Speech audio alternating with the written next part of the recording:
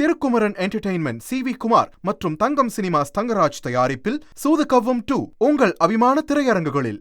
சமீபத்தில் வெளியாயிருந்த புஷ்பா 2 திரைப்படம் super duper hit ஆகிவிட்டது. உலகம் முழுக்க பல்வேறு மொழிகளில் பார்த்து ரசிக்கப்பட்டது. 1000 கோடி வசூலை தாண்டி வெற்றிகரமாக ஓடிக்கொண்டிருக்கிறது. Pushpa 1 super hit, Pushpa 2 super hit.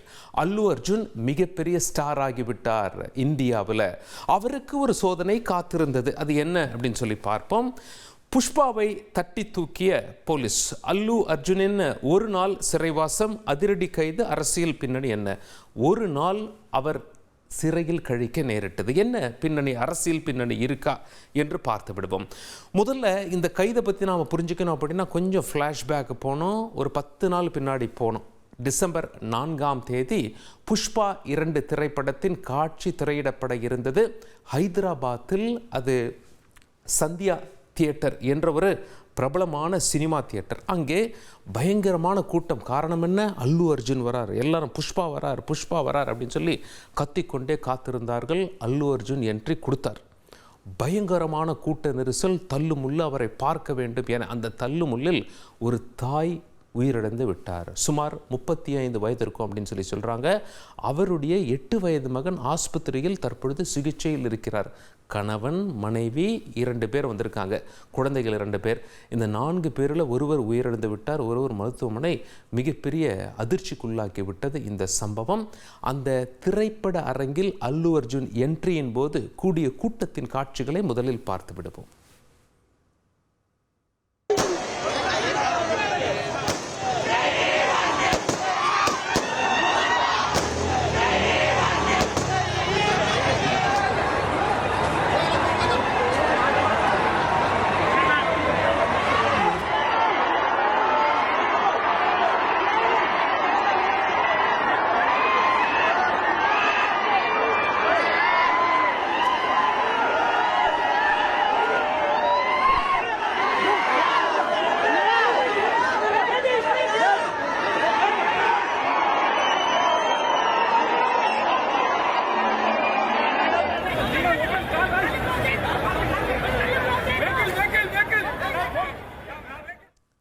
இப்படியாக பரிதாபமாக அந்த பெண் உயிரிழந்து விட்டார். அல்லு அர்ஜுனும் அதிர்ச்சியாகிவிட்டார். கூட அந்த ஈவெண்ட்டை ஆர்கனைஸ் பண்ணவங்களும் அதிர்ச்சி ஆகிட்டாங்க. அல்லு அர்ஜுன் என்ன சொல்லியிருக்கார் அப்படின்னா, இந்த மரணமானது மிகப்பெரிய சோகத்தை ஏற்படுத்தி இருக்கிறது.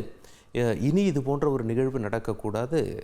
25 லட்சம் ரூபாய் நாங்கள் நஷ்டஈடு கொடுக்கிறோம். அது மட்டுமல்ல, அந்த குடும்பத்தை நாங்கள் கவனித்துக் கொள்வோம் அப்படின்னு சொல்லியிருக்காரு. போலீஸார் என்ன சொல்கிறாங்க, இவங்களுடைய அஜாக்கிரதையால் தான் காரணம் அப்படின்னு சொல்லி போலீஸார் வழக்கு பதிவு செஞ்சுட்டாங்க. அது மட்டும் இல்லை, அந்த தியேட்டர் உரிமையாளர்கள் மற்றும் அங்கிருந்தவர்கள், இந்த ஈவெண்ட்டை ஆர்கனைஸ் செய்தவர்கள் 2 நாளைக்கு முன்னாடியே போலீஸ் பர்மிஷன் வாங்கியதாக சொல்லப்படுகிறது. இருந்தாலும் போலீஸ் என்ன சொல்கிறாங்க, சாதா பர்மிஷன் வேறு, ஸ்பெஷல் பர்மிஷன் வேறு. இவ்வளோ பெரிய கூட்டம் கூட்டுறது முன்கூட்டியே நீங்கள் கணித்திருக்க வேண்டும், எங்களிடம் தொடர்ந்து பேசியிருக்க வேண்டும் என்று இருவரும் மாறி மாறி பரஸ்பரமாக குற்றச்சாட்டுகளை முன்வைத்து வந்தாலும் போலீஸார் வழக்கு பதிவு செஞ்சாங்க அல்லு அர்ஜுன் மேலே. சரி, வழக்கு தானே பதிவு செஞ்சாங்க அப்படின்னு சொல்லி எல்லாம் சாஃப்டாக இருந்தாங்க, நஷ்ட ஈடம் கொடுத்துட்டாங்களே அந்த குடும்பத்துக்கு அப்படின்னு சொல்லி. திடீரென அதிரடியாக அல்லு அர்ஜுன் கைது செய்யப்பட்டார் ஹைதராபாத்தில். இது மிகப்பெரிய சலசலப்பை ஏற்படுத்தியது இந்திய அளவில். அடடா, இப்படி ஒரு சம்பவம் நடந்ததற்கு இப்போ அரசியல் கூட்டங்கள் நடைபெறுகிறது, அதில் சில பேர் உயிரிழக்கும் சம்பவங்கள் அரங்கேறுகிறது. அதற்காக அந்த அரசியல் தலைவர்களை கைது செய்கிறார்களா என்ற கேள்வியை முன்வைத்து இவருடைய ரசிகர்கள்லாம் இது நியாயமா என்ற கேள்வியை முன்வைத்தார்கள். போலீஸ் ஹைதராபாத்தில் இருக்க அவரோட வீட்டுக்கு போனாங்க. அவர் என்ன பண்ணுறார், கூலாக காஃபி குடிச்சிட்டு வந்துடுறேன் அப்படின்னு சொல்லி போலீஸாரோடு அவர் அங்கிருந்து புறப்பட்டு சென்று விட்டார். அவர் கைது செய்யப்பட்ட காட்சிகளை பார்த்து விடுவோம்.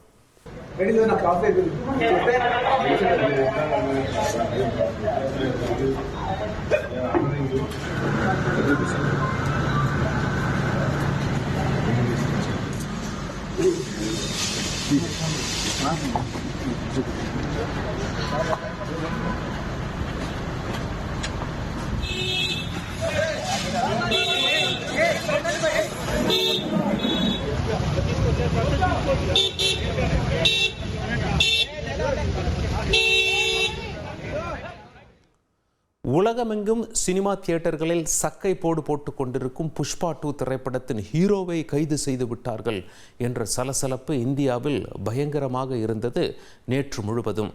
சரி, நீதிமன்றத்துக்கு இந்த வழக்கு போக அவருக்கு ஜாமீன் கொடுத்துருவாங்க அப்படின்னு சொல்லி நினைச்சாங்க. ஆனால் விசாரித்த நீதிபதியோ 14 நாள் சிறைவாசம் என்று தீர்ப்பு கூறிவிட்டார். உடனே என்ன பண்ணாங்க, ஹைகோர்ட்டில் மேல்முறையீடு செஞ்சாங்க அல்லு அர்ஜுன் தரப்பினர். ஹைகோர்ட்டில் ஜாமீன் இவருக்கு கிடைத்தது. இருந்தாலும் அந்த கோர்ட் ஆர்டர் எங்களுக்கு வரல அப்படின்னு சொல்லி சிறை அதிகாரிகள் இவரை சிறையிலேயே வைத்து விட்டார்கள். ஒரு நாள் இரவு முழுவதும் அவர் சிறையிலேயே கழித்தார். இன்று காலை தான் அவர் சிறையிலிருந்து வெளியே வந்தார். அவர் சிறையிலிருந்து ரிலீஸ் ஆன காட்சிகளை பார்த்து விடுவோம்.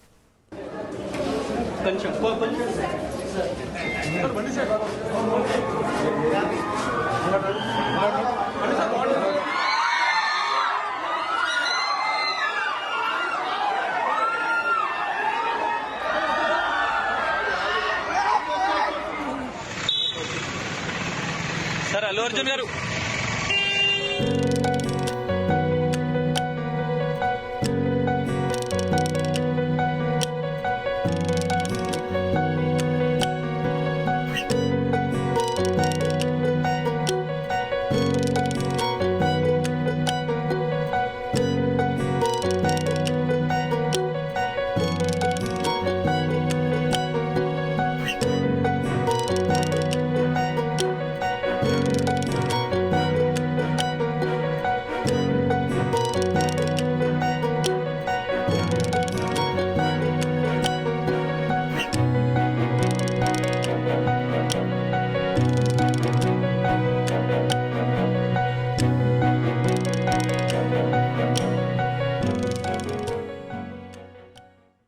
அவர் கைது செய்யப்பட்டதன் அரசியல் பின்னணி என்ன என்று பேச்சு ஆரம்பித்து விட்டது. அவர் சமீபத்தில் தேர்தல் பிரச்சாரத்தில் ஈடுபட்டது குறித்தும் தற்பொழுது பேசப்படுகிறது.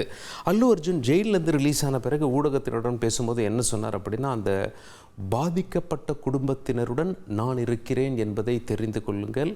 அது மட்டும் இல்லை, இந்த விசாரணைக்கு நான் ஒத்துழைப்பேன். அந்த பாதிக்கப்பட்ட குடும்பத்தோடு தான் நான் நிற்கிறேன், அந்த உயிரிழப்பு ஏற்பட்ட குடும்பத்தோடு அப்படின்னு சொல்லி பேசிவிட்டு புறப்பட்டார். சரி, அவர் சமீபத்தில் தேர்தல் களத்தில் குதித்தது எப்போ அப்படின்னு சொல்லி கேட்டிங்கன்னா, ஆந்திராவில் குறிப்பாக சட்டமன்ற தேர்தல்கள் நடைபெற்றது நமக்கு தெரியும்.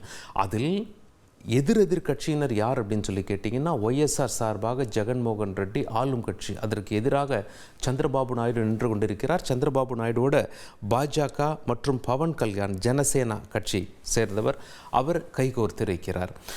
இப்போது இந்த நீங்கள் திரையில் பார்க்குறீங்களே, இந்த 4 பேரும் ஒரே குடும்பத்தை சேர்ந்தவர்கள் தான். பவன் கல்யாண், சிரஞ்சீவி, ராம் சரண், அல்லு அர்ஜுன். ஆனால் இவங்க 3 பேரும் ஒரு பக்கம், எந்த பக்கம்? ஜனசேனா கட்சியின் பக்கம். அல்லு அர்ஜுன் ஒய்எஸ்ஆர் காங்கிரஸ் கட்சி வேட்பாளர் ஒருவருக்கு பிரச்சாரம் செய்துவிட்டார். அவர் வீட்டுக்கு வந்தார், மாபெரும் கூட்டம் கூடியது. ஆனால் ரிசல்ட் என்னாச்சு அப்படின்னு சொல்லி கேட்டிங்கன்னா, அல்லு அர்ஜுன் யாருக்காக அங்கே செல்கிறாரோ இவருடைய நண்பர், அவர் தோல்வி அடைந்து விட்டார். அது மட்டும் இல்லை, இந்த கூட்டணி வெற்றி பெற்றது. பவன் கல்யாண் துணை முதலமைச்சராகவும் ஆகிவிட்டார். அவர் தேர்தல் பிரச்சாரத்திற்கு போன அந்த காட்சிகளை பார்த்து விடுவோம்.